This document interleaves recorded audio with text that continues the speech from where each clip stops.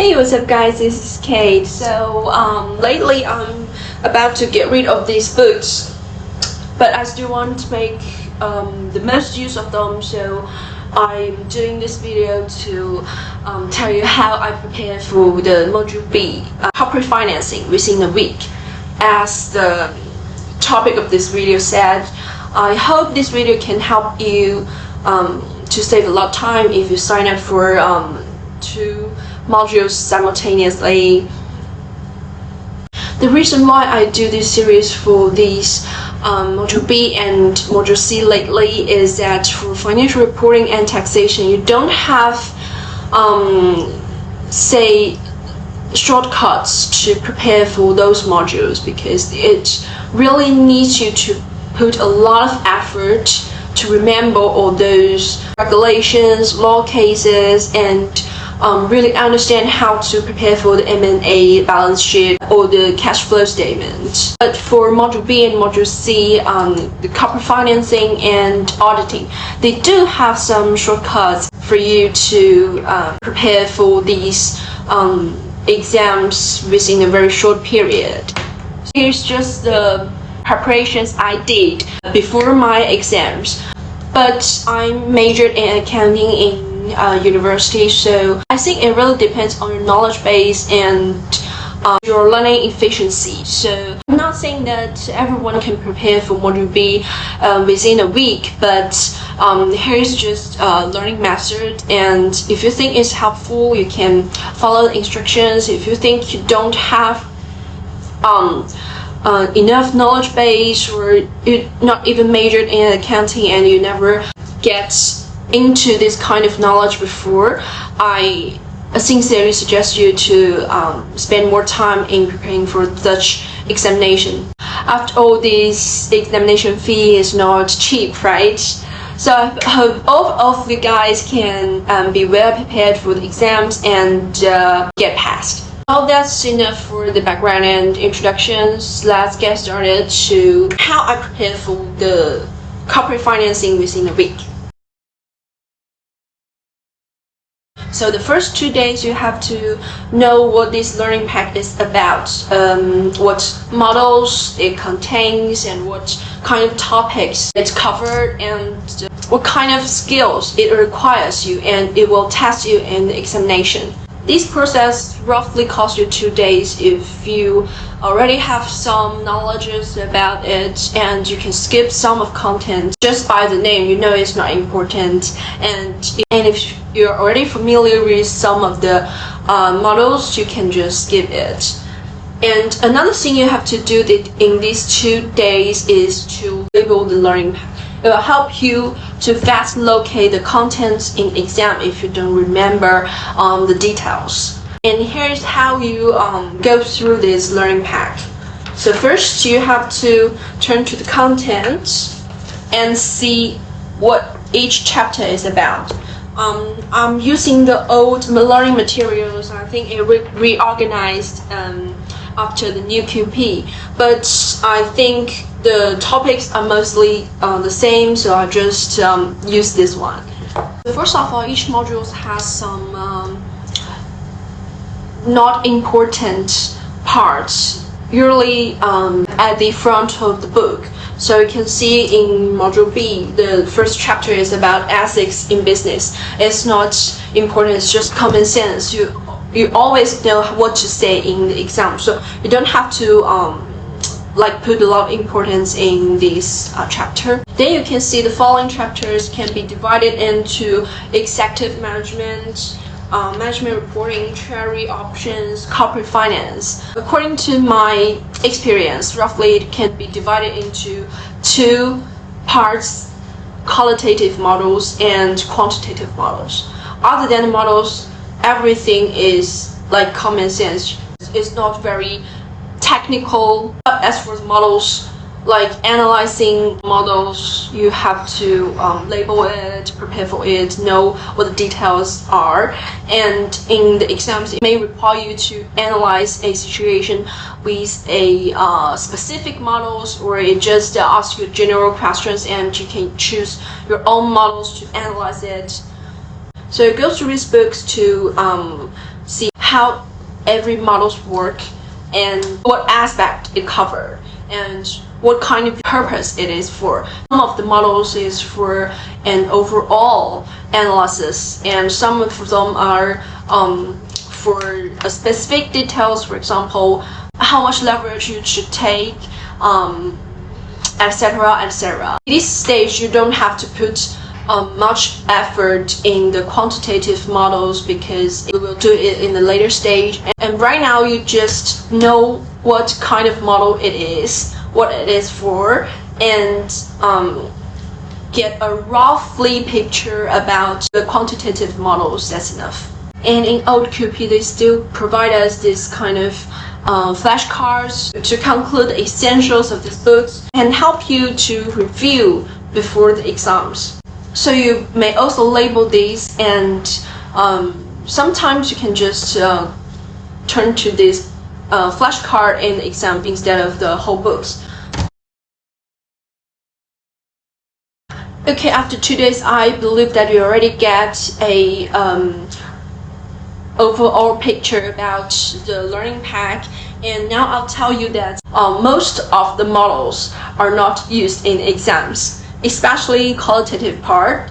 All you have to remember is about 1 to 2 overall models and some popular models, for example, Polars 5 forces, SWOT, pastel, and those matrix. All of those matrix are easy to remember, easy to understand, and help you to get some points in exams. Although I said day 3 is review, it's not to review this book again.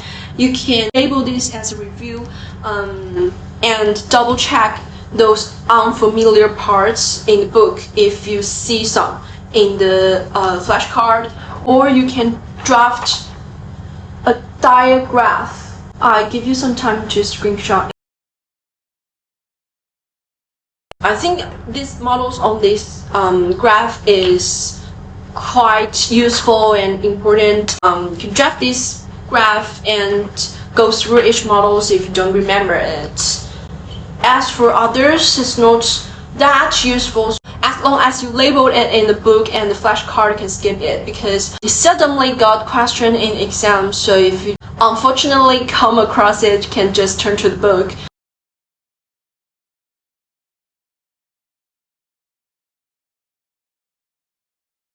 Day 4 is for quantitative models. For example, life cycle analysis.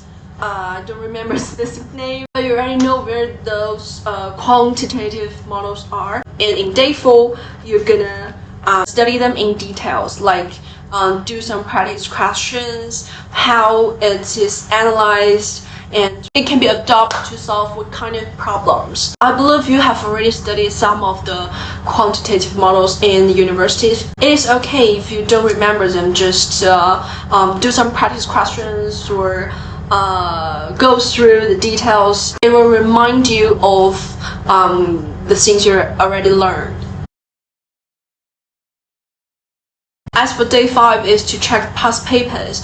I highly recommend you to print the answers to the past papers for about 2 to 3 exams because the official answers do have some points to learn from. So there are 2 purposes for this check. One is to see how the answers is organized, and you may do a cheat sheet of the structure. For example, a memo is, you have the title of memo at the top, and you have 2 whom, from, who, and the date and the topic. And at the beginning of the memo, you have to you need to say this memo is to address what kind of problems. We may use a single point to highlight each topic and a single sentence to introduce how you're gonna analyze this topic by using what kind of models or from which aspects. It will help the grader to better understand the structure of your answer and I believe that the official answers are all in this kind of structures, so it do help you to get more grades. I highly suggest you to copy these kind of structures in a blank sheet and to organize your answers in the exams by adopting these structures. Another purpose to check this past paper is to see the trend of the topics and the percentage of qualitative analysis and quantitative analysis. So you know what kind of topics are hit. In later stage you can get to this kind of topics again. Next part, I will teach you how to find and highlight the useful parts of the answers to past papers and practice questions. So in day 6, we're going to go through some practice questions.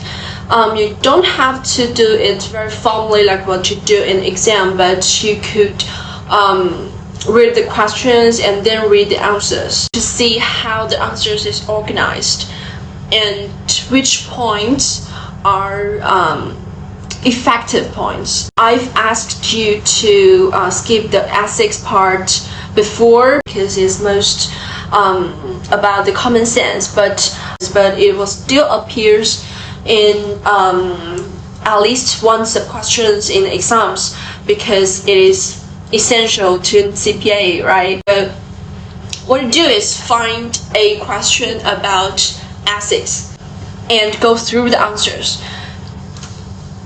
Highlight the general sentence like introduction of ethics, regulations, or the closure sentence. Also, the sentence you find useful in every ethics question, like those general sentences that can use to answer every ethics questions. Use a marker to highlight them and see the structure of the answers. For example, it is introduction, paragraph, and several separate points, and a paragraph that is this case specific information, and then a closure part. A closure part is a conclusion or recommendations according to the questions. Usually you can gain most of the points. Same case I've adopted to others. For example, I highlight a acquisition and I labeled it as step acquisition. Use the words you could understand to label the materials. And also when you go through the questions, you see what they asked and what the relevant areas the answers about. For example, in these sub-questions is recognition of intangibles. However, the answers covers why you should recognize intangibles, how to recognize intangibles. You could write some notes in whatever language you feel comfortable with. So in the exam, you can go through it very quickly to generate your own answers. Because you only have a day to go through the practice questions. So one of my suggestions is not to take too much effort on the less frequent topics. We've already analyzed the trend and the hit topics, the percentages of qualitative model and quantitative models in day 5. So today you shall only look ethics and the topics you found relevant in day 5.